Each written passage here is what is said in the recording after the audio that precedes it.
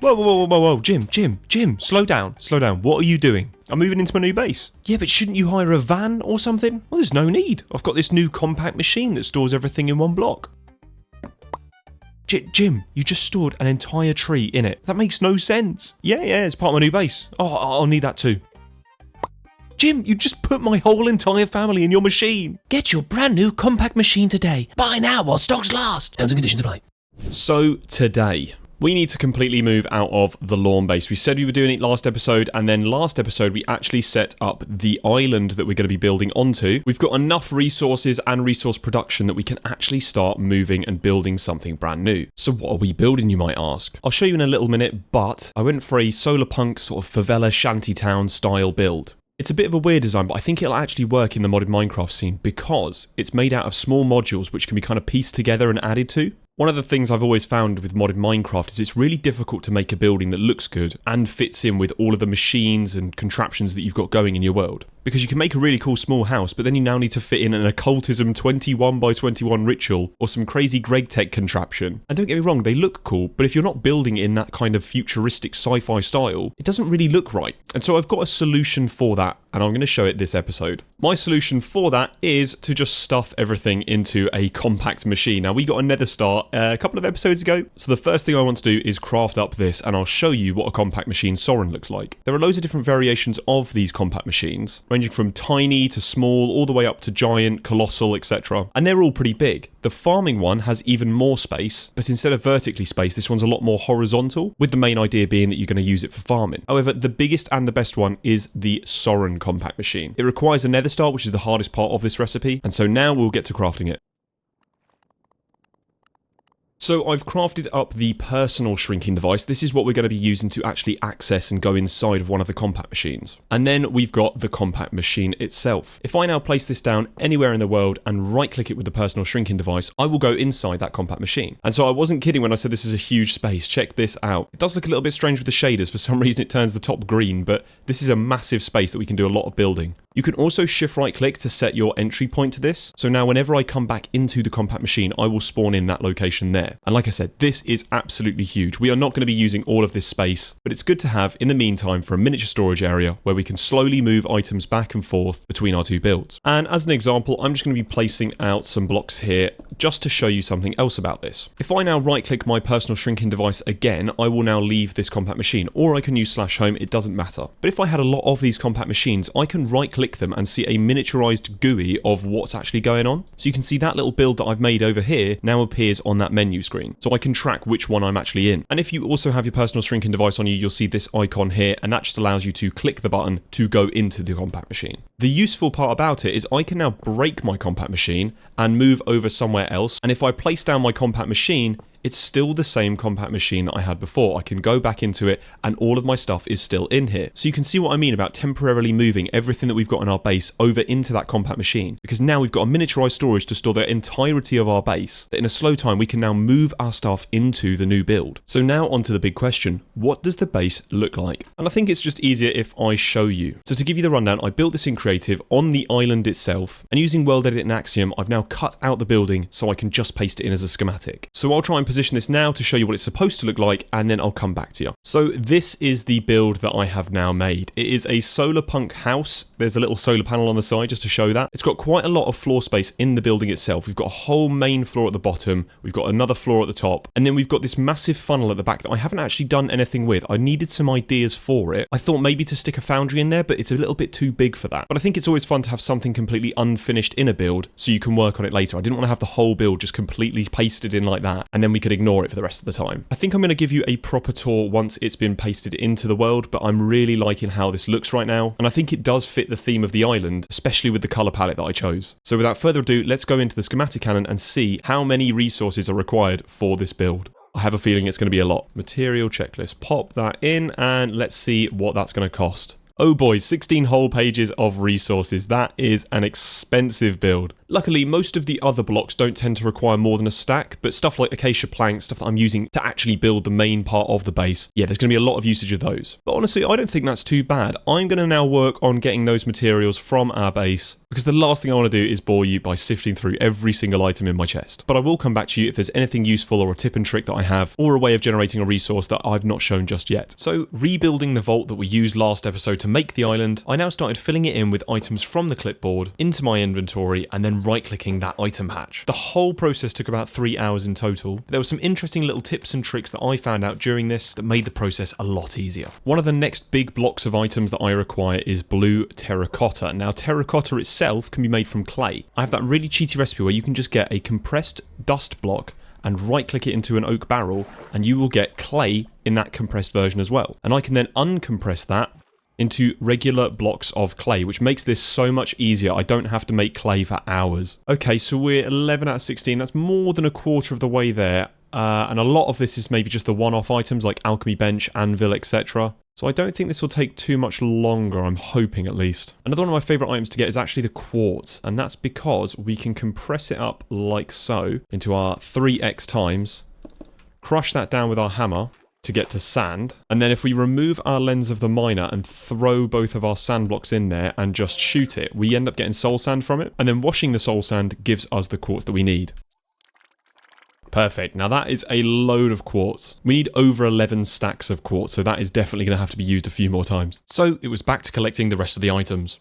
Oh, jungle just happens to be the best tree to break down. Like, you just climb up it like this and just use ultimine. It takes seconds. I think that one tree is completely filled in our need for jungle planks as well. I love it so much. And it felt at this point like I was flying through the amount of items that we had to get through. 8 whole pages went by like that. We'll pop them in and we'll do another checklist. And I believe we should be halfway at this point. Oh no, we are. We are about halfway now. Just got to get through all this jungle stuff. Ugh. One thing I do need a lot of is glowstone, so I was hoping for a witch to spawn, but I've got another idea. I went to the quests for glowstone, and there's this one here called Simply Light, which just requires us to get a single block from the Simply Light mod. One of the easiest recipes we can do is the illuminant rod over here using just 6 glowstone dust, and when I craft one of these, I should get access, there we go, to that Simply Light quest that gives us 16 glowstone. So luckily the quest means that we don't have to automate glowstone yet, but later on down the line I think we need to. We need to figure something out, maybe a witch farm. Also, a fun mini tip is that I really need glowstone dust, and if I look at the recipes for glowstone dust, I can usually like crush it up and do something like that and get 4 glowstone that way. But a really neat trick is that if I break it, obviously I might not get the full 4 glowstone back. Now that time I did, but if I go into making myself a compacting drawer, which is not difficult, just requires a drawer, some pistons and some stone. I place this down and place glowstone dust in the bottom right. I can then put all of my glowstone in like that and pull it out as glowstone dust. So that's really handy for decompacting things like amethyst, glowstone, quartz, etc. Okay, I think I've spotted a witch in there, so I want to try and get a mob swab for one. Now obviously I've got a load of different mobs in there that are just going to be a pain to try and get access just to the witch. So I think what I'll do is I'll use flint and steel, and that will be able to burn all the mobs in there. I think the witch will try to cast fire resistance on itself. So I kept trying to place the flint and steel, but I didn't realise I'm on a slab. I can't place flint and steel on a slab. And then I accidentally right-clicked a creeper. Oh no. Well, that went absolutely pear-shaped. However, that witch is still alive, and... Did I get it? I got it. That was the stupidest way possible. That didn't even... I don't know how that worked. So actually, scrap what I said. I think I just got lucky there. Or the witch has more health, so it survived that explosion. So I was able to get the witch mob swab that way. Fair enough if it works. So to get a witch spawn egg, what I need to do is right-click a bucket on an experience holder and craft the mob swab with the fluid XP and any kind of seed. Make sure it's the one that you chose, so in this case it's the witch, and you'll get GM chicken feed. If I grab a diamond and go over to the market and get myself a chicken spawn egg, I can then feed the chicken this GM chicken feed. Whoa. And I will get myself the witch spawn egg. Part of me is wondering how to get more glowstone, and I think we might try and get into hostile neural networks. Now, we've not got a particularly great magmatic generator. I might have to upgrade this to something better. But in the meantime, I think it's worth having a look at. For it, we're going to need the simulation chamber, the loot fabricator, and we need a model framework and the deep learner, which both are not difficult to craft. If you're trying to get into this mod, my recommendation is using the hostile neural networks quest over here. That gives you some experience, shows you what you need to do, and explains the whole process. We're also going to need a stack of prediction matrices. They're not difficult, just requiring glass panes, iron, clay, and gold, and we're going to need a stack for now. So before you do anything, please make sure you have a silk touch pickaxe if you're going to be trying to break your spawner. I'm using that break extract spell so I can break the spawner, but what I'm going to do is place it down like so and right click my witch spawn egg onto it. That will make this a witch spawner. At this point we can add augments to it, and if you want a whole list of them, type in spawner in JEI and press the U key and you'll see every single one of the spawner modifications that you can make. Some of these require quite a bit of resources to make, i.e. if you want more max entities you need more ghast tiers, sugar for spawn delay, etc. But we're not going to get into that right now. The most important thing that we need to try and get is the comparator, which allows this to be redstone controlled. So you'll see the witch has now stopped spinning. If I pop a lever on top and then power it, it'll start spinning again. That's how it is activated or not. I'm also going to right click it with a soul lantern, and that'll allow it to spawn in any kind of light level. Now right now obviously it's daytime and they normally wouldn't be able to spawn, but using that soul lantern they can now spawn. I'm also going to craft 8 fermented spider eyes so we can try and get the max amount of spawns in. Oh, we can only use 6, but that should be okay. That's a spawn count of 16. We're going to get bombarded with witches right now. I could really do with looting on my sword, but I've got loot pinata, so I think that should be okay for now. I'm just hoping we get a glowstone drop. And so what I need to do is get my deep learner and my model framework, and I'm going to enable my spawner. And we're getting bombarded already. I need to right click my model framework on one of the witches, pop it inside my deep learner, and I'm going to die. Okay. So that got a little bit crazy too quickly, but in my deep learner, I've popped my witch model, and that means that every single kill we gain data for the witch model. We've got a model accuracy of 3.3% and a model tier of faulty, so we need to get this to basic to be able to work. So I'm going to kill a few more witches. Great, so we've now upgraded our model to basic. A couple of episodes ago, I also showed off the projectile dispel. If you change this to self-dispel, it will act as a milk bucket whenever you right-click it. So if you get poisoned by the witches, I can just activate this self-dispel and it will stop it instantly. So let's try this out. We've got poisoned, self-dispel. There we go, it removes it. We've had loot pinata proc a couple of times, but it seems to always be on redstone. We get loads of redstone, but not as much of the other resources. Perfect, so we've got it to the superior version. You can see our model accuracy has gone up from 3.3% to 65%. This is really good. You can get this up to 100% if we got it to self-aware, but I don't think we need that right now. I'm going to pull this out and we can start using the simulation chamber and the loot fabricator. If I pop my simulation chamber next to this energy cube, it'll start powering up and charging, and we can add our witch model in here by shift-clicking and adding our prediction matrices. What will happen is this progress bar will go up and either produce a successful or a failed attempt at giving us a witch simulation. When it fails, it will give you just a generalized overworld prediction, and these are useful in their own right. You can make all of the overworld mob drops. You'll also see that by putting our witch data model in here, we get more data as well. So we can technically start from a basic tier and work our way up to superior or self-aware. It just takes a lot more time than manually killing those mobs. When we manually kill them, it says data per kill 18. So we're getting 18 versions of this just for one kill. So if you're trying to speedrun your models, I would recommend that you kill them yourself. If not, just let it run in the simulation chamber and you'll get a decent result that way. But in the time that's happened, we've finally got some of our witch predictions. Now this simulation chamber is draining our energy, so I'm just going to pull this out for just a second because I don't want this to be running in the meantime. We can then swap this out with our loot fabricator, and if I pop in our witch predictions, we can now select what item we want from these witches. Now right now, I really care more about glowstone dust, so I can click this and it will then use some of our witch predictions to craft glowstone dust. And there we go, we now have a stack of glowstone dust. This is exactly what we needed. It will use a lot of energy, so right now I'm just going to put in the witch prediction with the prediction matrices in the background and let this run with just our one generator. It's not great, but we're moving into our new base and should have a new power source, and so that'll just have to do for now. One of the things that I need to get is red sandstone, and beforehand I showed you a recipe where I could grind granite down into red sand, but I found an even niftier one. If I compress netherrack into compressed netherrack, so we've got 3 times compressed netherrack here, I can crush this down into crushed netherrack. I can then re-crush all of that down into its compressed version and then place it down again and break it with a hammer, and I should... never mind, what? So you can crush crushed netherrack down into red sand, but there's not a compressed recipe for it. I'll have to do this manually if I'm going to do that. I don't know how much red sand we're going to need, but I'll give it a good whack and hopefully get some more. So it does work, you just can't use the compressed version. That's a bit of a shame, but at least we can get red sand that way. I can almost smell victory. We have completed most of this. We've got the first 4 pages to do. There are some in here that I'm not going to be doing, like dandelion, fern, poppy, peony, etc. Some of those have come from the flower pots, but we can fill that in later. A few of the copper recipes are actually going to cause problems. So for example, we've got the oxidized copper bulb. I'm going to craft the regular one and just let it sit in the background. We've got the raw copper block pillar requiring raw copper, and I don't really have a good source of that other than the lens of the miner, but it's not enough to produce 6 of them. And the sheet waxed copper blocks requires us to have honeycomb to wax our copper, and we don't really have a solution for that right now. So in the meantime, I'll try and get just everything else completed, and we might come back to some of the stuff later on. I also needed a bunch of steel sheet metal, and currently our best way of getting steel is by using the foundry, by melting coal with iron. And so I set up both of the gears and began cranking it again. So we've smelted up a bunch of our steel and some of the iron. We had a little bit more leftover iron. 19 steel blocks, that is a load. How much is that? Oh, almost 3 stacks, that's perfect. We only need about 100. So I used the engineer's hammer to turn the steel into steel plates, and then 4 steel plates is 4 steel sheet metal. I then needed to craft the last item, which was the fluid tanks. I could use the exact same plate recipe as before by using the engineer's hammer, but this time I ran out of string, and so I found a really nifty way of getting string without having to do the whole silkworm thing, was actually using industrial hemp from Immersive Engineering. This gave absolutely tons of the stuff, and I would totally recommend this versus the silkworm method.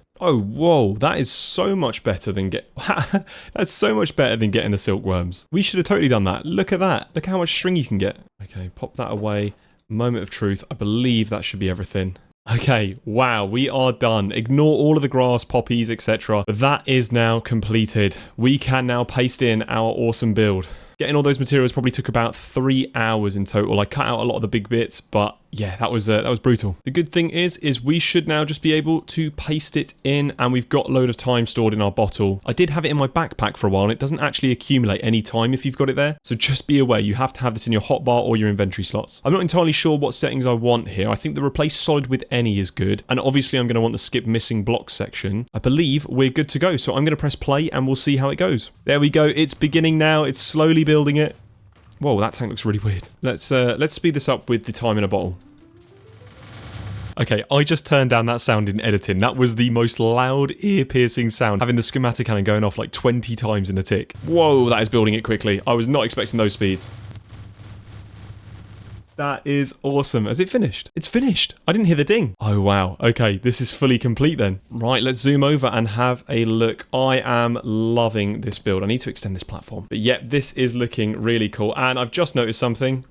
We've now got a visitor. I thought that before we're going to do a whole house tour, I needed to make sure there were going to be no mob spawns or any funky business in the house. So therefore, I went around, checked that every room had got pasted in correctly, and then lit up the place to make sure no mobs would be spawning. So I thought I would give you a complete tour of this house build that I've made, explain to you where I'm going to put some stuff, what needs changing, etc, etc. So let's start off with the main entrance. So the main entrance splits off into 2 immediately. We have the left-hand side here. Not entirely sure what I want here. I'm thinking maybe some beginner storage, some of our chests maybe going up here, maybe some of the more basic things like a stone cutter, smithing table, a furnace array, etc. Over on the right hand side, I'm not entirely sure what to do with this room, but I think this back room here will be our main automation station. This purple block palette really does make it feel a little bit more factory style, so I think all of our factory machines, automations will go into this section. I've also got a fluid tank in the back over on this side, and I'm not entirely sure what to store here. One of my ideas was to have an infinite lava generator and then pour it into this tank and have this tank be the accessor for that. It stores almost 1,000 buckets, so I think it's really worth using. If not, I was thinking of maybe hollowing this out and filling it with fluid drawers with a bunch of upgrades in it, so that even if we're not using the tank directly, it still looks like a tank and it still feels like a tank. We don't have to use it for its intended purpose. We can always use it to encase the actual thing that I'm trying to use it for. This main middle section here, I haven't got a plan for.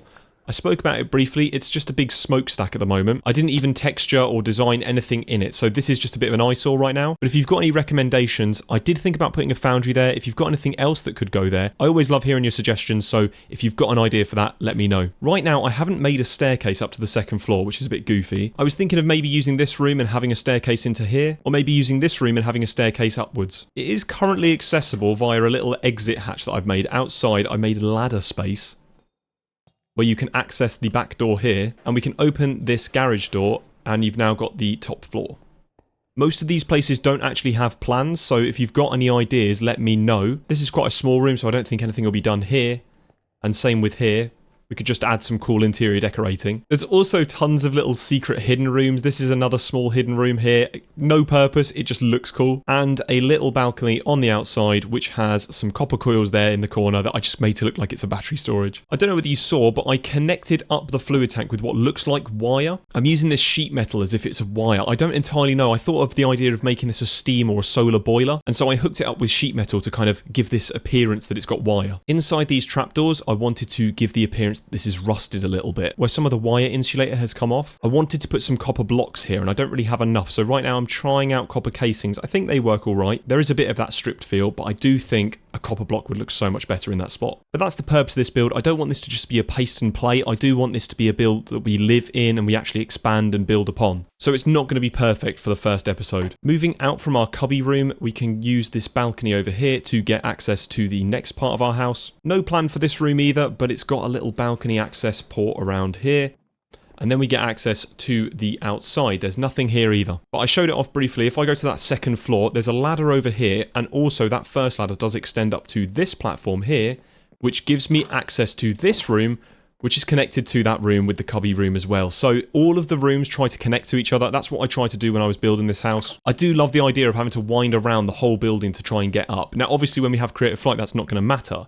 But even up here, you can get access to this top floor, which has a really nice grassy patch up here that I need to do something with as well. Maybe bone meal here so we get some flowers. Now, on the top layer, I have two weird glowstone pillars. I'm going to call these like a solar battery. They look really cool, like big LEDs. I'm going to try and not sleep through the night next time so I can show these in action, but this looks really nice. And then over here is the solar panel of this build. It's basically just a light blue Luminax block and then a tiled light blue stained glass on the top of it. But when this turns to night, you'll definitely notice it looks amazing. So I've added some more bone meal to those grassy patches, and you'll see we're really matching that SOLARPUNK theme. We've got loads of dirt, overgrown, but it still looks really nice. It's got that kind of Borderlands feel if you've ever played Borderlands. And personally, I'd really want to share how I've built this with you guys. I happen to record me building and designing the entire thing from scratch, so if you want to see my design process and how it all went into making this, let me know in the comments and I will make a special video dedicated to that and upload it to the channel. I don't entirely know whether my audience would actually be interested in that, so just let me know in the comments. It would be really appreciated. So we've now come full circle. We need to now remove our whole old island. I can craft the cut and paste gadget from BuildingGadgets 2, but what my plan is to completely move this base over to our compact machine. Now that doesn't mean that I'm going to be living out of a compact machine for the entire series, but it means we can slowly move things at a decent rate. Now the cut and paste gadget's pretty intelligent. It does save a lot of the data that goes in and out, but I'm a little bit hesitant to use it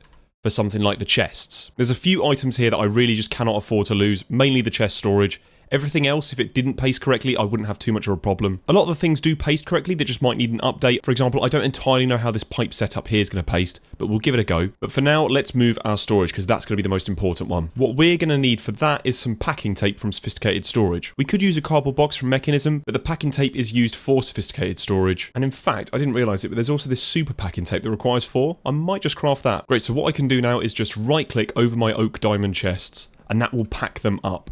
I can then break them without fear of losing them, and they will go straight into my inventory, and I can actually press shift to see the contents of my chests as well. Great, so that's been moved all into this area and set up. We've got all of our gear over here now. Not entirely sure how I'm going to set up this room, but that will have to do for now. So I'm going to make a backup of my world just to make sure that if anything does go wrong, at least I can revert back. The way that the cut and paste gadget works is that you need to first select an area, and the way that you do that is by right-clicking and then shift right-clicking the other point. I can then press G to get this menu here and cut the items, and that will then allow me to now paste them wherever I want. Now in this case I want to paste them back where they were, but it won't let me, so that's where the anchor comes into play, where I can anchor my build, and so it will now just stay where I've placed it. And I can go into the settings menu here and reposition it where I want it, like so, and right click to paste it back in. So that's what we're going to be doing with this build. I won't be copying over the moss machine over here, mainly because I think we've got enough moss that we can last for the whole series. So I'm going to be breaking that down and reusing the parts. But what I really want to do is this main island here. So I've set my first position over there, but I want to set my next position. So I'm going to build up with cobblestone over here. And I feel like that encapsulates all the build that I want to take over into the storage machine. And so without further ado, let's cut this build. Oh, has it worked? Oh, it's doing it slowly. Okay, cool. It's going to do it one block at a time, I guess. Oh, wow. Okay, this is really cool. Whoa. That feels so weird. And we'll go into the compact machine and paste it there. So we're now in the compact machine. I'm going to now position this in that corner over here. Yep, I think that's good for now. So I'm going to press G, make sure we're in paste mode, and then I can right click and we'll see whether the whole build has lasted. Wow, look at the colours, what? Interesting, so the liquids did transfer, which is really good. The water wheel didn't, but I kind of expected that. Energy production did transfer as well, which is really cool. Even the inventory slots here.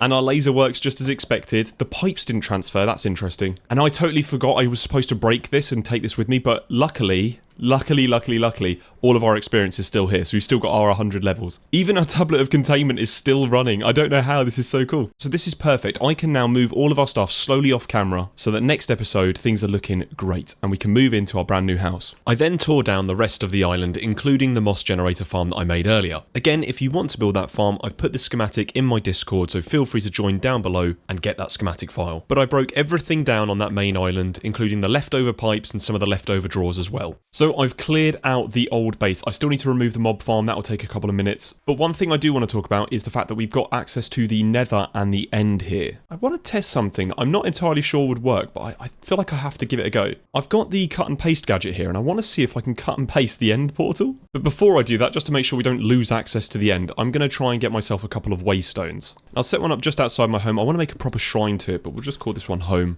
What on earth? Look at the nether portal. We've got like 20 things. I've also got a drigme. I really want to get a drigme, but we don't have the horn or anything for it.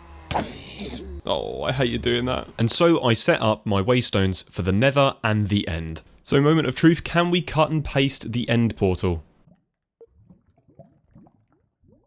No! Oh, no, it doesn't work. Okay. That's a shame. Oh, I was really hoping we could do that. So I want to break that end portal up there, because if not, it's just going to be staying there and it's going to look really ugly. So I've got an idea. It's one of the weirdest things I've ever seen, and I genuinely don't think I've seen a single person talk about this since. If you're familiar with breaking bedrock in vanilla Minecraft, the way that it works is by using an extended piston without a head. And normally the way that you generate that is by using TNT or something to break this head, but keeping the piston extended, and so it glitches out, allowing you to break the bedrock. Now you can do this in modded Minecraft as well if you use a cardboard box from Mechanism. If I now take this cardboard box wherever I want, place it down and put a block in front of it, i.e. this will be our end portal, and shift right click, it will now break that block. And you can use this on any unbreakable block. If this breaks someone's server, I'm so sorry, I'm not responsible for this, man. This is just a vanilla mechanic. And you can get cardboard boxes really easily by crafting the Productive Trees sawmill and getting the sawdust from here, and you can turn that directly into one of the Mechanism cardboard boxes. So moment of truth, can I now break that end portal that we placed? I'll set up my extended piston, place it right next to where I want it over here, and then if I shift right click, yep, it works. So then I removed the entirety of the end portal frame. Now surprisingly, it left the end portal in the middle. For now, I don't know what to do with this. I think the trick would still work on this. And I was tempted to leave it, but I realised just having a random floating end portal would seem a bit weird, so I destroyed that too. I can now break this end portal island without losing access to the end. I'm happy with this. I've just got to be careful of, yep, that's what I've got to be careful of, the silverfish. And it took a little while, but eventually I destroyed the entire end portal island. And there we go. The end portal room removed as well. I want to have these islands, but I also want to recreate them to look a little bit nicer than these kind of flat squares. They look cool, but I think we can make them look a lot nicer. So for now, I think I'm just going to leave them here. It still gives us access to things like kelp, sea pickles, coral, sugar canes, etc. And on this side, we have that mycelium, which I don't think would fit anywhere in my build. So I would like to have a dedicated island for these things, but just not here. But we'll think about that in the future. Anyway, now it's time to remove probably one of the most important builds we ever built. It gave us access to diamonds, netherite, everything in this world has come from our mob farm. We're going to be replacing this later on with gateways or cursed earth farms. So it's a shame to see it go, but it needs to. It's an absolute eyesore. And so it went. I'm not crying, you are. In all seriousness, this was a really good build. Considering we didn't have access to anything like fans or cursed earth, I would do this every single time if I was doing a Civilest world again. And the last bit of the farm remaining, that is now gone. Completely gone. Our world looks so bare without it. So in between episodes, I'm going to tear apart this entire compact machine and hopefully have all of this within our base. And I think for the last two episodes, we've had a bit of a slower pace. We've been working towards builds. We've not actually made much progress on the ATM star. So now the real grind begins. begins. We are now going to be starting the ATM star journey. Now, of course, there will be some creative stuff sprinkled in and about, but we've done that for 2 episodes now, and so I think it's time to make some serious progress. So thank you guys for watching. If you've got any tips or even any ideas for some of the things that we're going to be placing in the rooms, etc., please pop them in the comments below. I love hearing the suggestions. But for now, that is the end of the starter island. In fact, we can now do set home, and we've now completely gotten rid of every trace of the last island. Except for the force loaded chunks, let's now just properly claim this area. And it's now sorted. It's official. We are now in the new island. So if you've enjoyed this video, please make sure to like and subscribe, and I'll see you next time. Take care.